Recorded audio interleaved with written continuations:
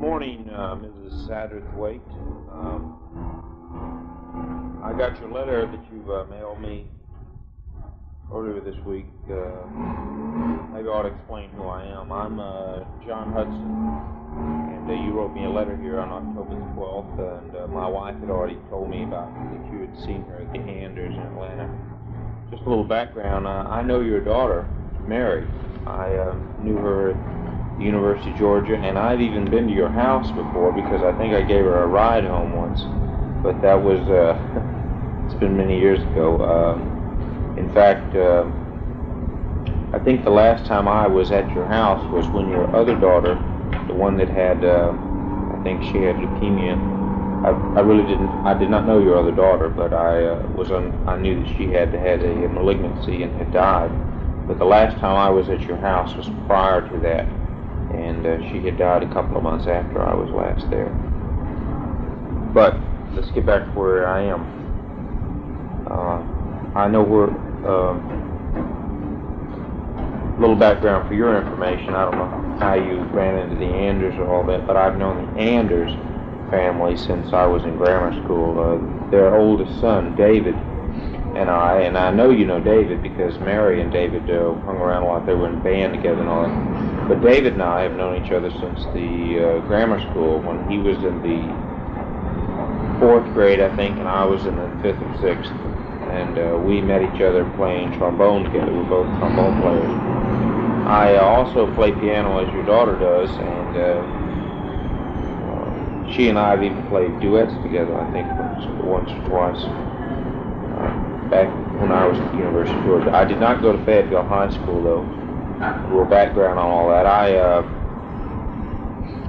went to Thurl High School over near Greenbrier, graduated from there in 1973, and I went to the university. Well, first I went to Columbus College down in Columbus, where I was a music major for a while. I stayed there about 2 quarters and was on a scholarship. I decided I was not learning anything in music, and probably you know this from Sallie, that when you enter a music school, they give you all kinds of evaluation tests to see where you are and where to place you, and I had exempted everything I could take as a freshman, and as a sophomore I'd had a good musical education.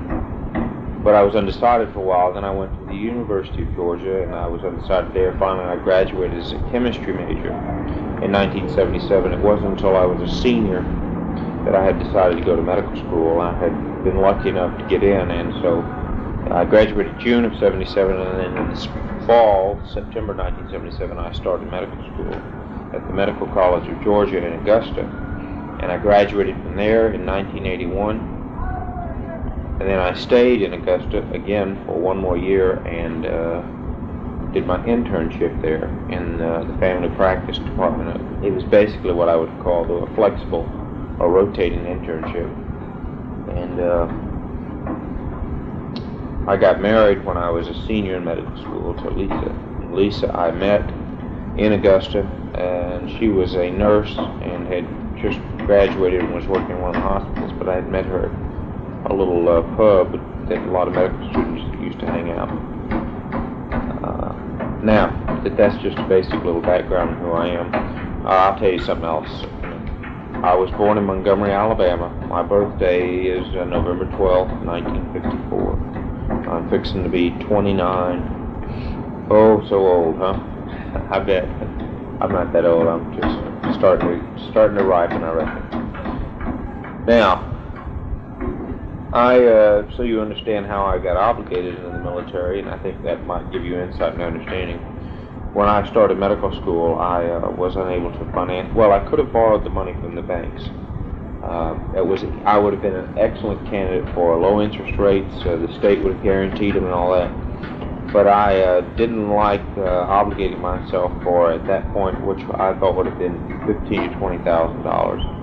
Now I'm more wise and regret that I did not finance myself, but I decided to opt and investigate the military and allowed the military to pay for my medical school. Only for the last 3.5 years. I paid for the first 6 months. And also a little background, I was able to also pay for all of my college because I played trombone at Six Flags over Georgia. I played there 6 years and made good money. So when I started medical school, I was not in debt in any way and had paid my way all the way. I did not want to be in debt, so I joined the military scholarship program, specifically under the Department of the Navy. By joining that, I obligated myself for active duty in the military for a minimum of 3 years, and if they paid for 3 years, that was all I would owe. The military wound up paying for 3.5 years of medical school, and so I am therefore obligated for active duty wherever they want to use me for 3.5 years. So I finished my internship in June 1982 and came into the military last summer, and it was quite a shock. Most people who come in the military are oriented by either boot camp or officers. Apologize for the noise in the background. There's nothing I can do about it. I don't have a better place to talk to than this tape. But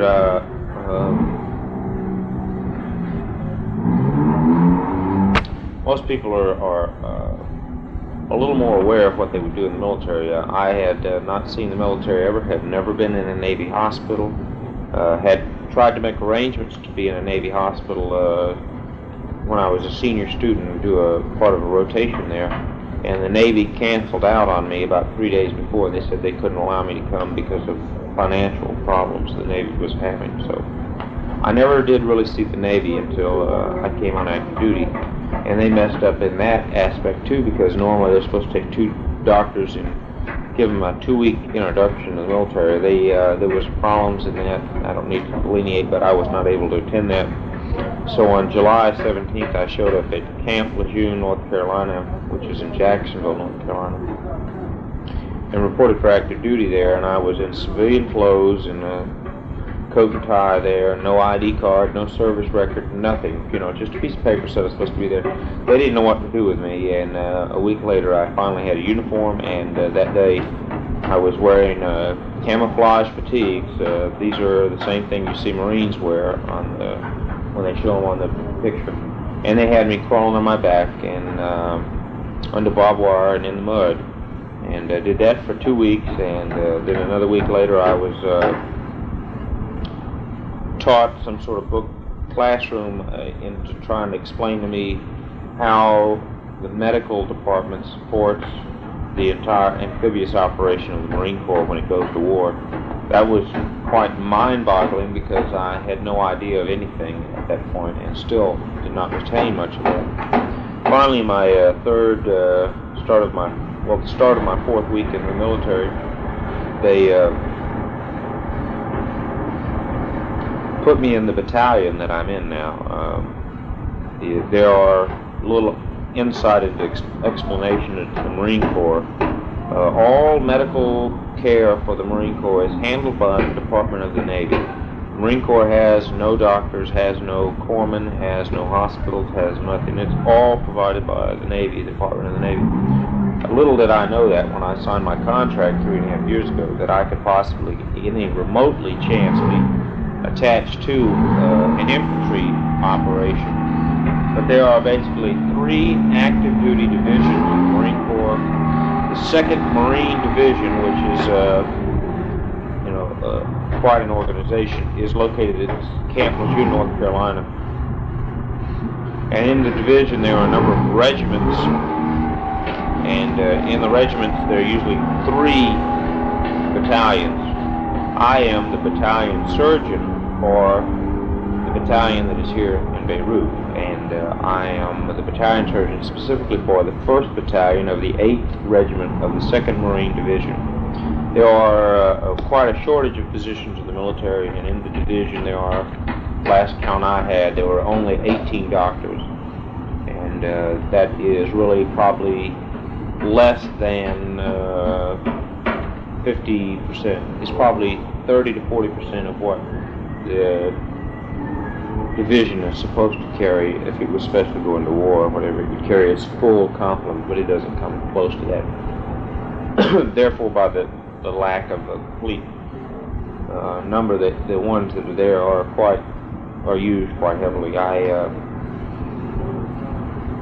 From my first day in this battalion, which was August 9th, I believe, 1982. That first day was when the Marines that were out in the water, part of the NATO requirements that our country had, floating around, they were tasked to possibly land in Beirut to help evacuate the PO. Well, my battalion went on air alert to possibly come in and support those people in the rear. And ever since that day, I have been anticipatory that I would be coming to Beirut, hoping that our country would remove itself from that involvement, and it has not. So my personal involvement became a reality then, finally. We landed here. This battalion left the United States, headed for here, May 11th, 1982. Between August and that May,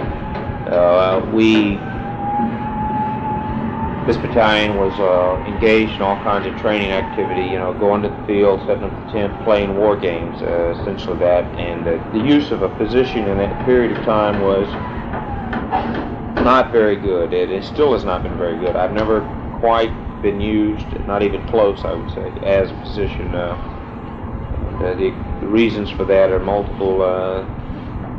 A doctor in a battalion is not supposed to be what I would conceive of as a doctor, the way he's trained. I'm here more in only in an advisory capacity. I can decide who needs to go to the hospital, you know, and needs to be cared for, and who can be returned to duty. And the kinds of things I see that I take care of personally are very minor, could be easily handled by a nurse or emergency medical technician or a physician's assistant. But my knowledge allows me to make the decision and make the Marine Corps feel comfortable that when I say somebody needs to go to the hospital, they do need to go. When we are in fact in a hostile situation receiving casualties, it's my job to help assess the need, the urgency to evacuate the casualties from where we are, and also to stabilize those that need stabilizing, and provide whatever small help is available. I am, besides being the battalion surgeon in Beirut, I am the only doctor on the beach here, and I am, as a result, carrying another hat. I'm called the MAL surgeon, a Marine Amphibious Unit. And the Marine Amphibious Unit is the big organization here. It's about 16 to 1,800 people total, and there are, of that 16 to 1,800 people, there's about 15 to 1,600 of them actually on the beach. And on the beach, the MAO is the headquarters of the organization. Under the headquarters comes three separate organizations. One is the Air Squadron, which is the helicopters. They're really out on the ships. The other is the battalion landing team, which is what I'm in. And also there's the MAO Service Support Group. They're the people that are supposed to bring the spare parts for the Jeeps.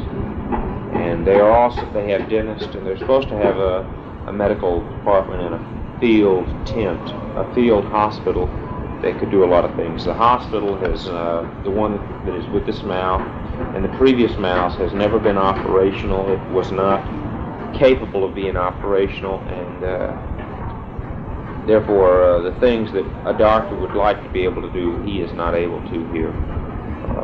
The next MAO that is coming to relieve us, which will be here sometime in November, it will come with a hospital that's supposed to be operational on the beach. They would not be a hospital that takes care of surgical problems, but they would be able to hopefully diagnose diarrhea and gonorrhea. We don't have any of that because we're not allowed to. There is none of that, but I'm saying there's a lot of diarrhea, and sometimes you need to diagnose what the cause of it is. And fevers and chest colds and pneumonia and those kind of things. X-rays, those are limitations that I have. I have none of those abilities.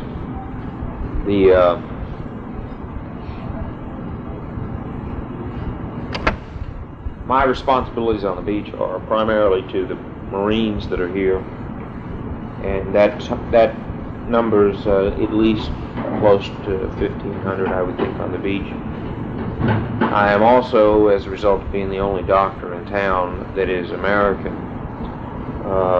U.S. educated probably, I see the British forces that are in town.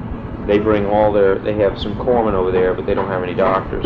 Anytime they have a need to consult another higher authority, they bring their people over to me. I see them. I also see people from the American Embassy, the employees there. I also see people from the British Embassy and the Canadian Embassy, those three embassies. And I also see there are a little over 100 Army Special Forces Green Berets here. They were initially brought here to help train part of the Lebanese Army. I see them, and I also see some other Army higher intelligence people that are working out of the embassy in association with the military Office of Defense in this country. And so probably total of people that I see are community that I'm the doctor that they come to be evaluated by. It's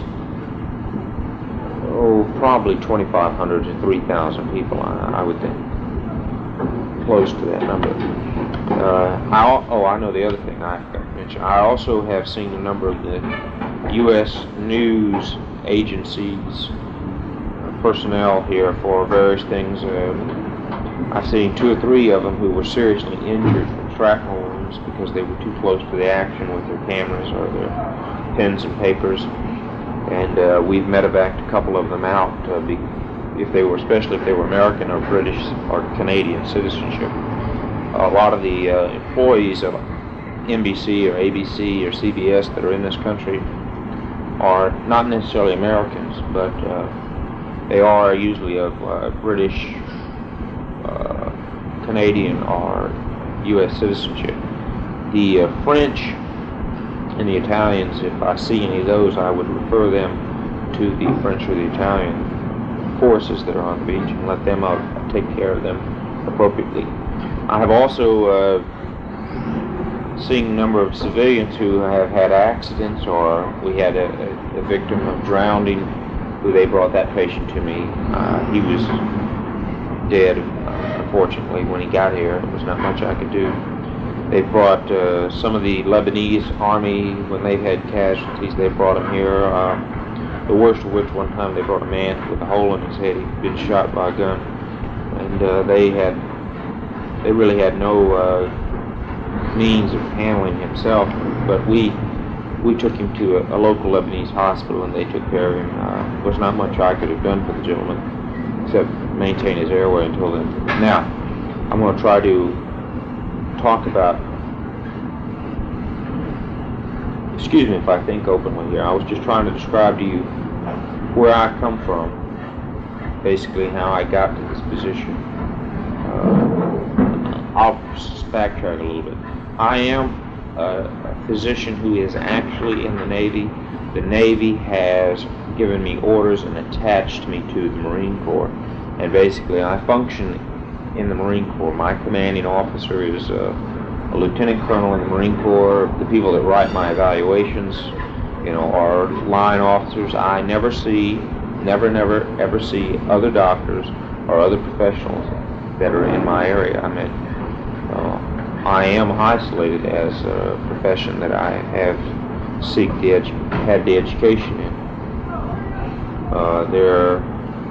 And in many ways that I'm evaluated by people that are laymen to my sort of existence, to my education, my responsibilities here. And it's real funny that, I thought I would be a doctor in the military, and I'm not. I'm more of an administrative, professional representative here, and I represent the medical side to make sure that the line people, the Marine Corps, are doing their responsibilities to medevacing these people properly, and that I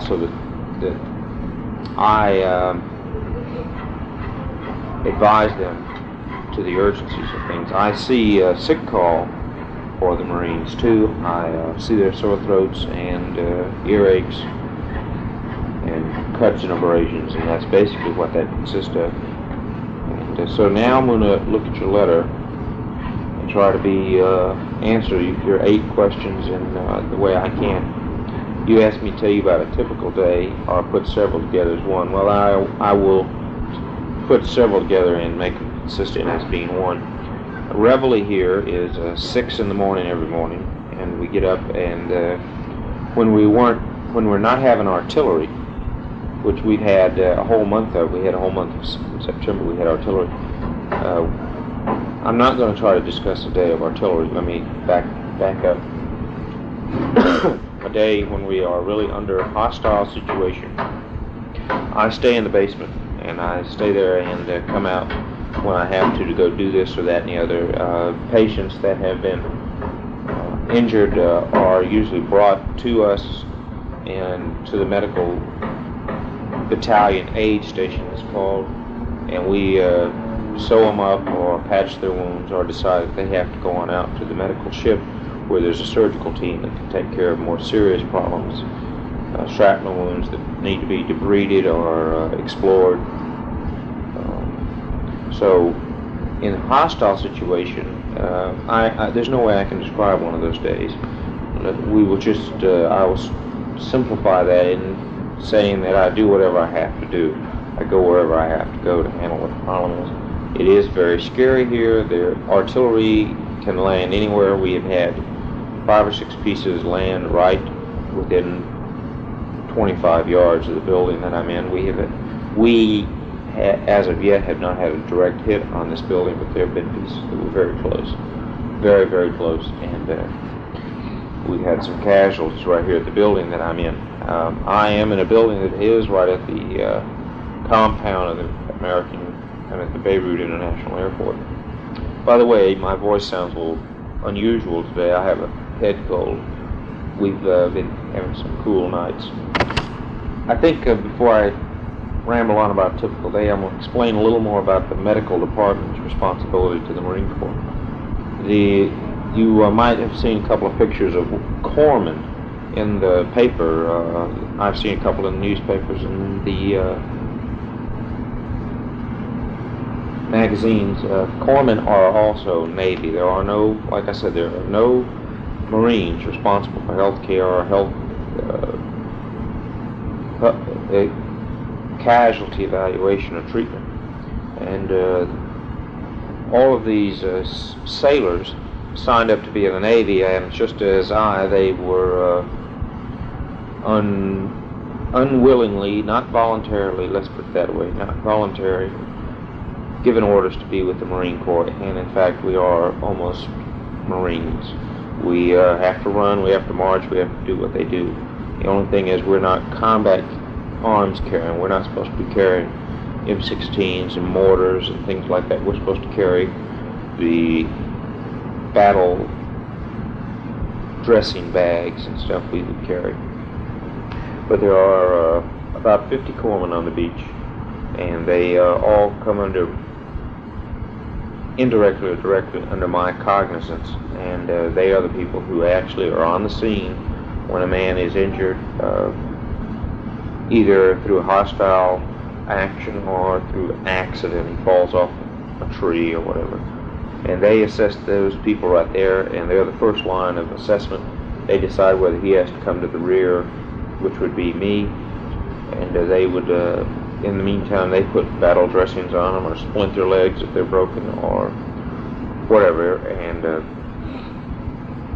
then he shows up here. But these corpsmen are, without a doubt, the backbone of the operational ground force here, as far as the medical part.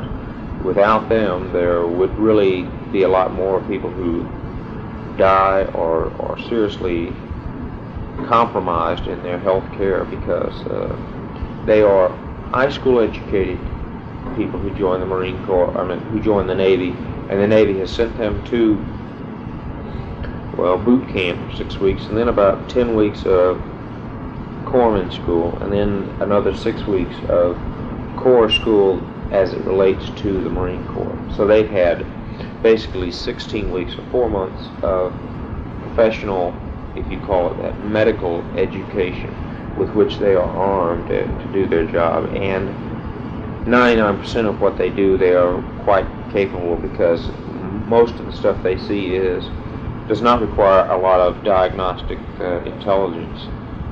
It's scrapes and scratches and bruises and shrapnel wounds and gunshot wounds. And they're taught how to do what to most wounds, and they do a good job at that. And most of the civilian population, I think, even I did not understand any of this until I'm now in it, of course. But the Navy Department supplies every piece of medical support from the Marine Corps to the corpsman that's right on the line with them, that goes on patrol with them, to the doctor that's on the beach with them. And I wanted you to understand that. Now let's talk about a general day. A general day I'm going to describe is a day in which we are not under attack, that we are not in a condition 1, that we have an uneventful day. And we get up at 6. Breakfast is served until 7:30. The showers, you can take a shower in the morning. We have a shower tent, and it's very similar to what you might have seen in MASH. And we can take a shower until 7:30, and then the workday has already been started somewhere in between. They have formations where people stand and they pass important information to those people. And they have the colors, which is where we raise the flag. That occurs at 0800 every morning. We have sick call as far as the medical section. It runs from 0800 to 1000 in the morning. And then again it starts at 1 o'clock in the afternoon to 3 o'clock, 13 to 1500. That's when we're supposed to have sick call. That's when we try to have people that we want to come back. But we really don't have any hours in the battalion aid station, which is what we're known as. I'll say that slower in case you missed it. It's the battalion aid, AID station. And but we really don't have any hours. We see people whenever they show up because we're aware of the fact that this is an operational commitment and people do not have free access to transportation, or can they just decide to do what they want to when they want to. And so when they show up is when we see them. We have these hours, but they're not very well observed. What I usually see at sick call, first of all, they are seen initially by a more senior corpsman who's had a couple more experiences, may have been doing extra schooling besides the initial 16 weeks, and allows him a little more diagnostic argument. He sees them and he treats again most of the people that are referred here, and then the ones that he can't decide what's going on or he has any doubt in his mind, he calls me and I go to and I see them. And I see everyone that needs stitches to make sure that they are not missing some subtle laceration of a tendon or something. I see rashes all the time. I see sore throats. I see earaches. I see eyes that have gotten abraded, the corneal abrasions. I see sprained ankles a lot. A great deal of the things I see are what any young adult would have wrong with him, which is usually orthopedic problems, sore throats, upper respiratory irritations, and skin rashes. And I would say that is probably the largest spectrum. I rarely ever see a pneumonia. In fact, in a whole year I've seen, well now a year and 3 months, I've seen 1 case of pneumonia. I've seen no heart problems. I've seen 1 case of appendicitis that I had to send off. I've seen maybe 1 or 2 hernias that I sent to get evaluated, and I've seen 1 polynidal cyst on a young man. Basically, the things I see they're just no big deal. I don't see sick people very much because they aren't here. If I see one, we have to get him out. And the people that are running around on the ground they're ground pounders, are very healthy, and they only have very minor things wrong with them. So those are the people I see in sick call. Also, in the late mornings, 10 to 12 would be when I would have to attend the staff meetings or the command meetings where they sit down and they pass intelligence to us as to what's going on in this situation daily, what has happened yesterday, and they hash out problems of logistics or supplies. You know, they're saying, well, we don't have enough tents here. One of our foremen says he needs some more of this. So these are little things that are handled at meetings that we would have. We only have usually a meeting once a week of that type. And as the MAL surgeon, which I also am, I know I'm rambling, but I hope you don't mind. MAL surgeon, I'll spell this, it's just capital M, capital A, capital U, and then surgeon. It's just a title that I carry because I'm the only doctor here, and I'm responsible for filling out all medical reports that are the MAL is responsible for. I am also, as I said, the battalion surgeon, and that's, you spell battalion and then surgeon, and that's my office or my job responsibility here. But I also, as the MAL surgeon, have to attend MAL meetings and advise the MAL medical requirements here that have to deal with anything from immunizations, which we're very hot on, and now so I'll turn it over. I was talking about my responsibility in an advisory capacity. I advise the people that they must have the dog tags on. Man, I have to hit them about that so that if they are wounded, that we know who they are when they come in here, and I have to advise them about making sure they wear suntan lotion and make sure they don't get unnecessary suntans. I'm always harping on preventive medicine things. On a personal basis, I always chew people out because they smoke cigars and cigarettes, do things that are unhealthy for themselves. A typical day.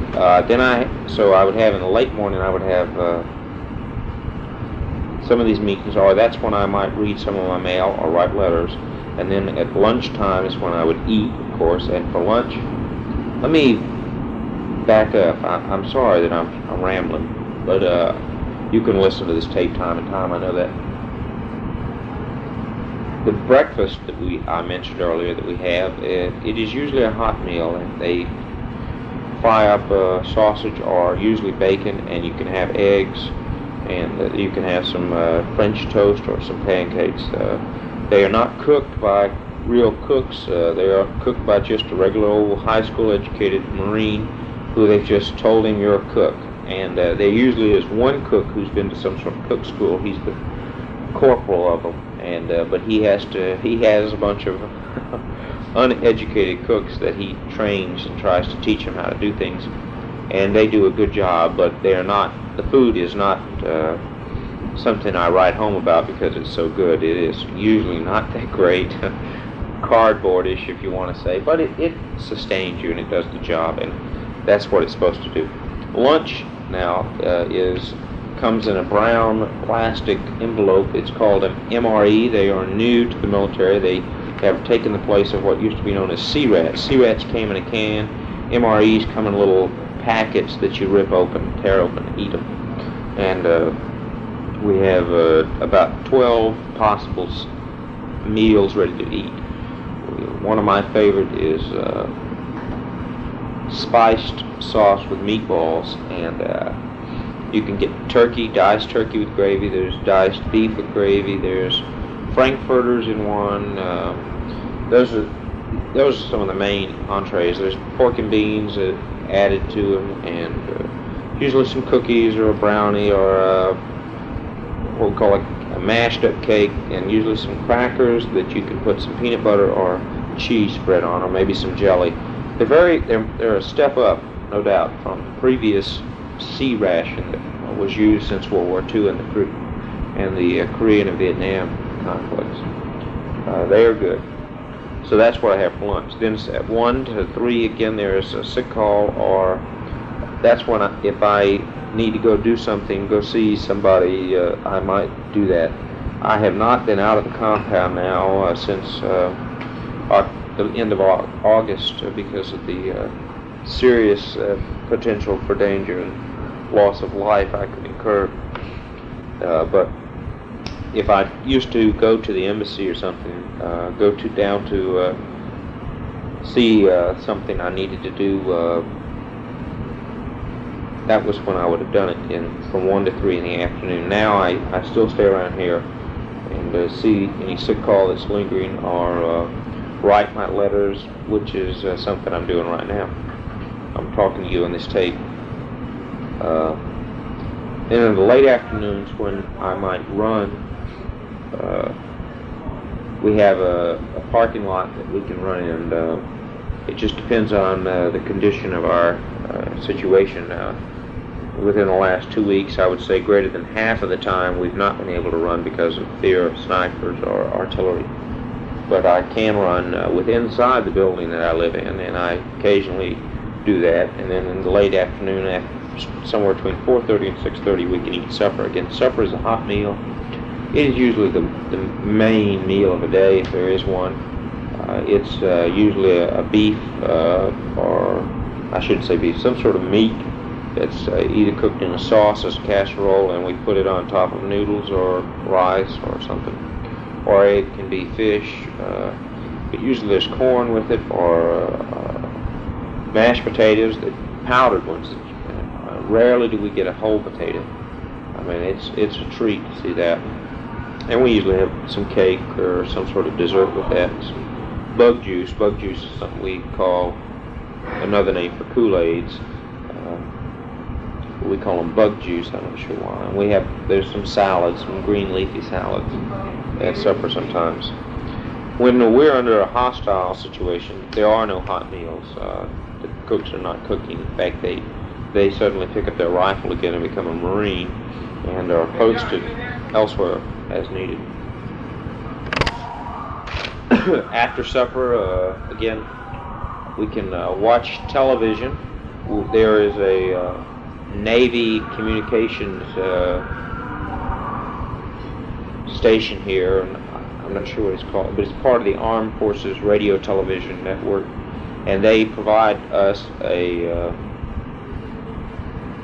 radio station that is on the FM. It's not stereo, but they play a wide variety of music on the radio between like 6 in the morning and midnight, and they play country and western and disco, and they play pops, and occasionally you'll even hear a little classic. In the evenings we can even hear mystery theater, and and they have a lot of sports on there, and lots of times some of the sports that we hear are live.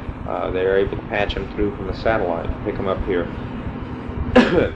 We get news here live on the hour, and it's usually the United Press News or ABC News, I just can't remember, but they could get any of them they want. They just get that one because it comes right on the hour, I think, I'm not sure. But we usually have good news, and we pick it up off the satellite and we get it live. But otherwise the radio provides us with local input and local music that's provided here.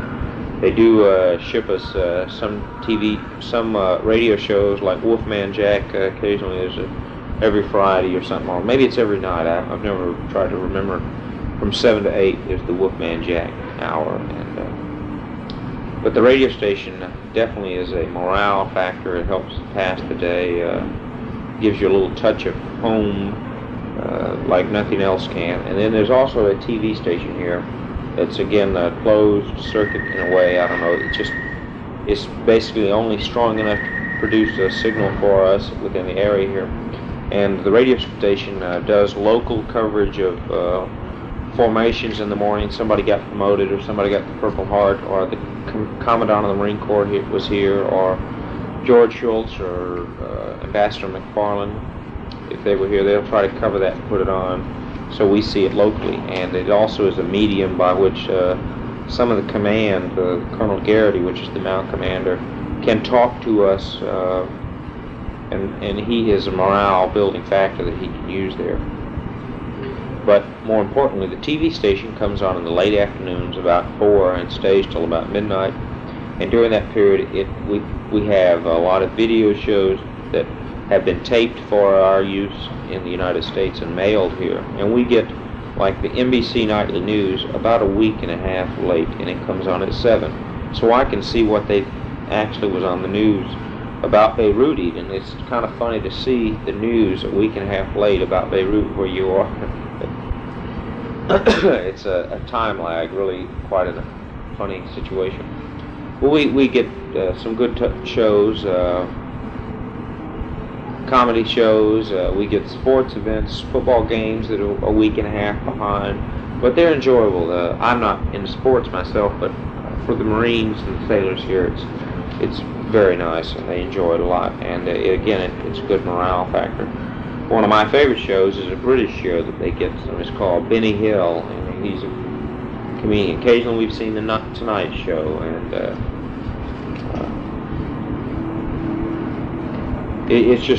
those are things that we can watch with. At night also there are some there's some staff and NCO and enlisted clubs here in various locations where a Marine can buy soft drinks, and he can have 1 beer a night, maybe 2 beers on a weekend, no more than that. They can watch movies. We get movies on reel that are shipped here. Some are current, some are old, some are in between, some are classics, but there's a wide variety of those, and we watch those in the evening. I have not personally done much of that. I usually come in here and read if I can. It depends on if I can turn the light on. Some nights we can't turn the lights on. We're afraid that a sniper can see us through the window, so I don't turn the light on. But I try to keep myself busy, have been able to do that fairly much. And a typical day, I think, was as I was just trying to describe. I get up at 6. TAPS is at 10 at night. Get up at 6, sick call in the morning, lunch, meetings in the late morning, lunch at noon, sick call or other meetings of some sort sometimes in the early afternoon. Late afternoon would be when I would run, maybe take another shower. I usually take my showers in the morning. I knew you wanted to know that, that's why. But take a little PT in the middle afternoon, lunch in the late afternoon, then some sort of quiescent entertainment in the evening. And TAPS, when you go to bed, is supposed to be at 10. Sometimes I stay up a little later. I can get away with that because I'm an officer. Great, huh? Now, so that's basically a typical day. At any time in the day, we can suddenly come under attack, and we can go to condition 1. There's big sirens go off. People go into the bunkers, go into the basement, and people that are supposed to man fighting posts go to those positions and stand on alert. And we gather intelligence information as to what is going on, try to turn on the radar to see if we can figure out where the artillery is coming from, decide if we need to target it or respond to it. But we are not in a role here to engage the enemy, and so they always have the element of surprise on us, and we actually can watch them build a bunker. We don't attack them, and watch them build it in the night. Watch them build it in the day, see them go in at dusk, and at night watch them attack us out of that very same bunker at night, knowing before they even start building the bunker what's going on. But that's just the way our rules of engagement are. It's very frustrating and most unusual use of military force that I think has ever been. The more senior officers here who have been to Vietnam, 1 or 2 have even been to Korea, all agree that this is, without a doubt, the most unusual use of military force, and they are all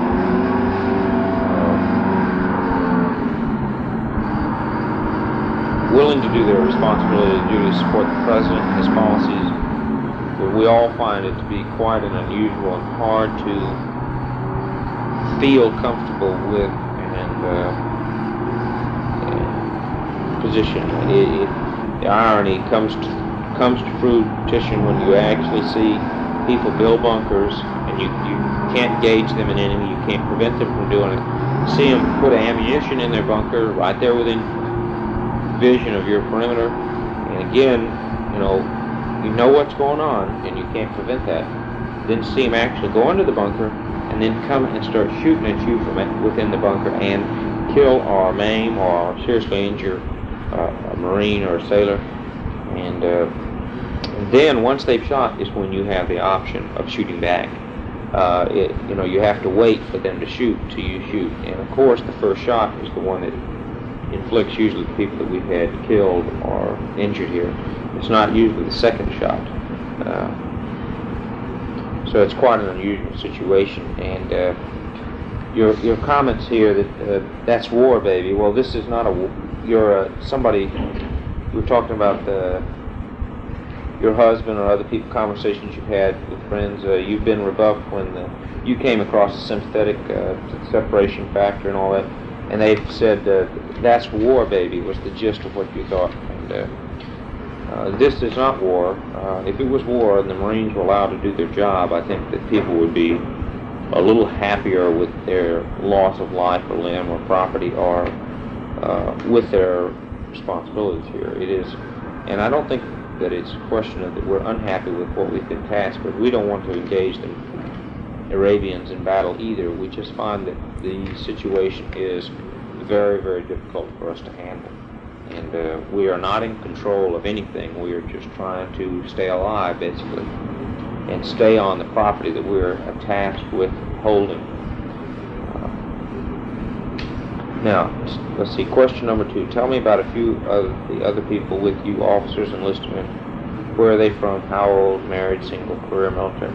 I would say a significant portion of the officers, most officers, and senior enlisted personnel are career-oriented. Most of the younger enlisted are not career-oriented. Most of the younger officers are career-oriented, but with the option that they're not really committed to that yet. I myself am not career-oriented. I will have 2 years and 3 months left. Should be able to get out in January of '86, and I cannot wait. I would say of the younger Marines, the enlisted, they are not married, and of the younger officers, they are not married. Most senior enlisted and officers are, however, married. Of the 6 casualties, or 6 deaths that we've had, 4 of them were not married and 2 were. And, so most of everyone here is under the age of 35. It's rare that we see one who is 35 or older. There might be a total of 10 people here that are 35 or older. Well, I take that back. I really don't know. I would say, though, that most people are definitely under the age of 35 to 40. They're under that. The majority of the people in here, most all the Marines that are on the line, we call, are in the age bracket of 18 to 20. And the managerial people, senior non-commissioned officers, enlisted people, increase in rank age as you go up. Most are still under the age of 35 to 40. You ask question number 3, in what way does my practice differ from a general practice stateside? I would say I don't have a practice. There's no comparison. This is not the practice of medicine for me, not even close. But in fact, I find that it's impossible to delineate what it is for you. Basically, I'm here to help evaluate people so that we keep local, simple problems here, and complex or problems that require diagnostic abilities, laboratory tests or chest x-rays, or things that a physician is trained to do. I can decide that this guy needs that kind of test, but I can't order the test or get it done. I have to ship the man out. So that the difference here is that I am I'm functioning more at the level of a local health department, maybe. I'm not sure even that well. Or in a great deal in the way that a nurse would, I think, or a physician's assistant, that I'm not using 99% of the knowledge that I have learned. Question number 4, you were talking about 10 years with a GP. You estimated over 50% of the medical problems we'd seen were definitely rooted in emotional or psychological problems, most often depression. I would say that depression and psychological problems are a very rare problem that I see here. I might have seen more of those back when I was at Camp Lejeune in North Carolina, but I really have very rarely seen those kind of problems here. Most Marines do not have problems with sleep. They don't need tranquilizers. they're motivated to be doing the job they're doing. They may not like the parameters that they have to work within, as I was trying to discuss, but they do like being a Marine and being here.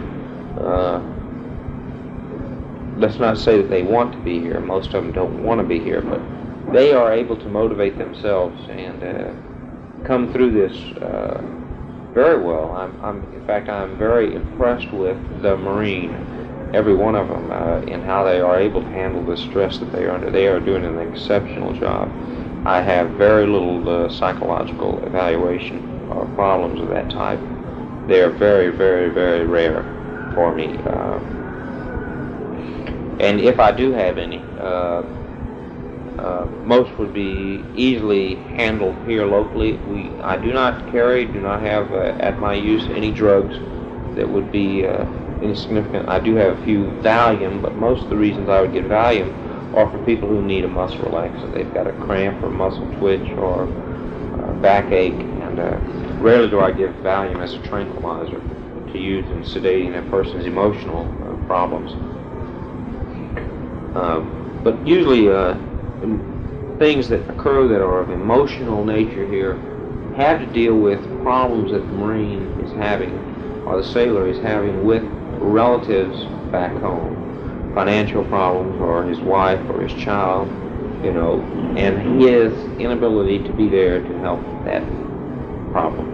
And the Marine Corps has been doing an exceptional job in trying to assist these Marines in direct communication with their families or their people. We have a radio ability to radio into the States, and then in the States a radio station there patches through a phone, and these people can talk to their spouses or family very, very economically. And we also have, when it really comes down to the necessity, a telephone that there's not a lot of them around, so we have to limit their use.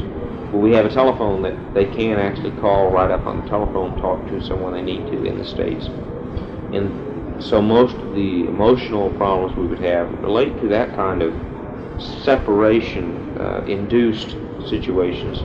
And the Marine Corps is more than helpful, I think. It does its best to keep the Marine on the line, keep him doing his job, and at the same time providing him support for the problems that are real in the rear. There have been a number of Marines that have had to take emergency leave to go home because their mother died, or their wife is in the hospital because she's having surgery, or she's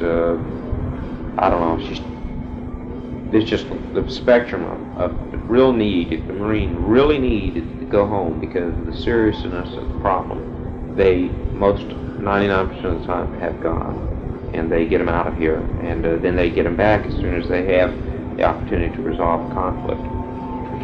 So I think that explains the psychological problems. I would say that most of the problems that I do see here are not psychological. Most of them are very minor orthopedic skin type problems. And do I ever leave the compound? No, not now. I did during the first 2.5, 3 months here, and then I was only rarely, maybe once or twice a month. What generally is the attitude of the Marines towards the locals? I would say that most Marines have no hard conflicts against the locals. We're not really very trusting of them. There are a few vendors who come into the compound that we have no hardships with. But we don't know very many of the locals. We stay within our perimeter. They stay outside. Mary knows some Lebanese students at Cleveland Institute of Music, where she is now. She says most of them want the U.S. out of Lebanon. Is this an attitude attributable to the better education of these students, or is it general? I would say that most of the people in Lebanon want us out of Lebanon. And this comes down to the bottom line as to the interpretation as to the conflict here. The conflict is dealing with one faction of the Lebanese, the Maronite Christians, who have had most of the power for the last 40 years, and they are a minority. And the majority of the people, there are other factions and majorities, there's 5 or 6 others, they are tired of the Maronite section having control, and there have been wars and conflicts as a result of this. And our country, is essentially backing the Maronite section, which the other part of the country is at war with, be it whatever it is, one day to the next. The Syrians are backing that half of the war. The Israelis are backing basically the Maronite side. The Israelis are backing the Maronites. So that we're trying to say that we are trying to help all of Lebanon, which I honestly feel that our government is trying to do, but we are in reality helping the Maronite sections, because when our naval gunfire ships bombed Souk el-Garb and another number of other places in support of the Lebanese armed forces, we were backing the power system as it has existed, but we are at the same time trying to do this in a diplomatic way and forcing the power that is in, if it is a power, whatever, the government that supposedly is the government, to force its hand to make reconciliations with the other warring factions in this country. And I think that the reason most Lebanese would want us out is because they see us siding with the Maronites. Not that they are anti-U.S. There are a significant portion of people that are anti-U.S., but they don't want us aiding the Maronites, and we are doing that. And so that I see as basically the bottom problem there. The answer, though, is the fact that the Maronites need to learn to talk and deal with the Druze, and they need to all come together and reestablish a new form of government, and we are trying to influence that. That is what I think the gist of our experience here is, not just basically to support the Maronites, but to support an organized change and not total chaos through war. And that's what we're trying to do here, and it's probably the most difficult undertaking our country has ever taken, I believe. Just no doubt about it. It is very, very difficult here. To play the devil's advocate, what do you think your situation is different than from that of soldiers anytime, anywhere? Well, I would say that most any time we've ever seen our troops deployed on foreign soils, the United States troops, they were deployed with a mission of combat, that's what they're trained to do, that there was a front line that they were decided upon, that they shoot and kill to defend and take property if that's necessary across that line, and they try to advance that line or at least hold that line.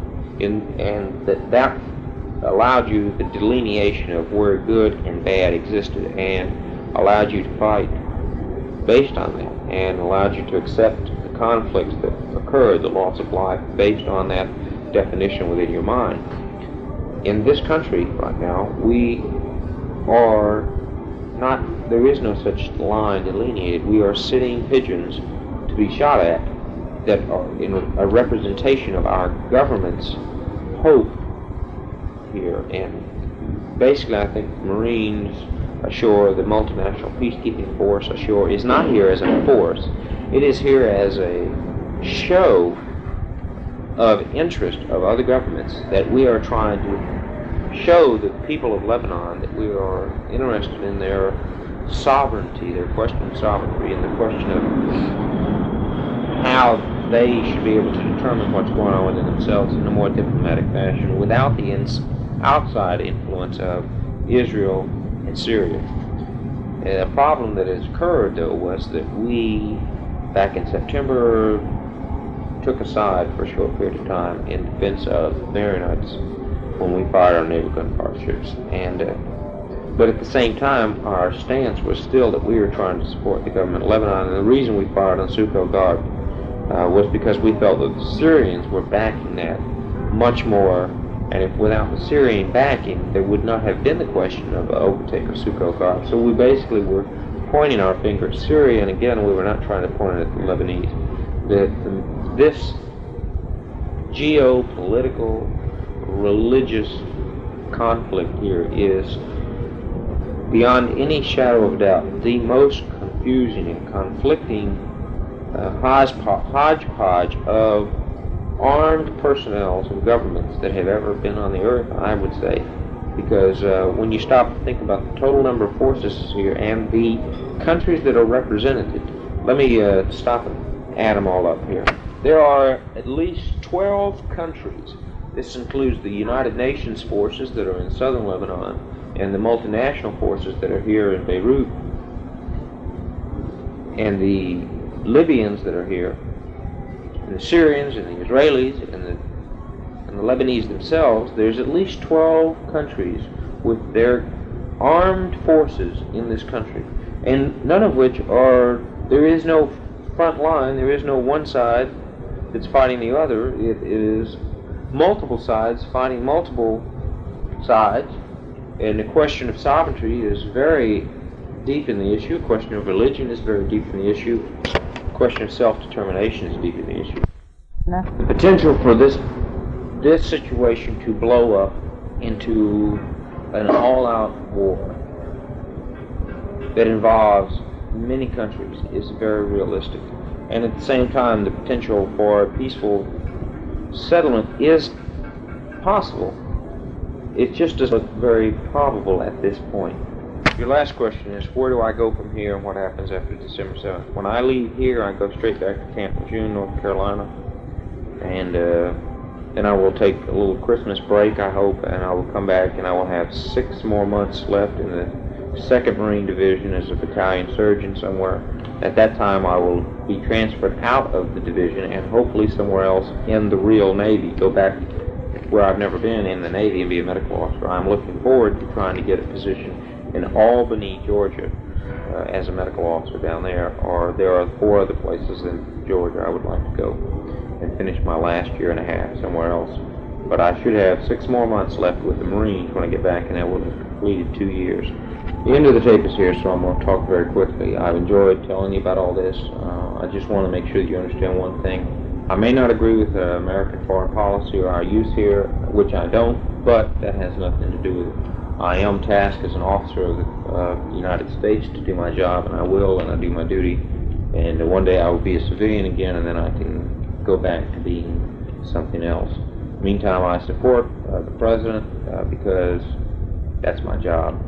And maybe I'll get to see you in December, because I hope to come by and see the Anders. If you have not published it by then and you still need some input, maybe I can provide it. If not, if it's been published, I hope to see it if there is it.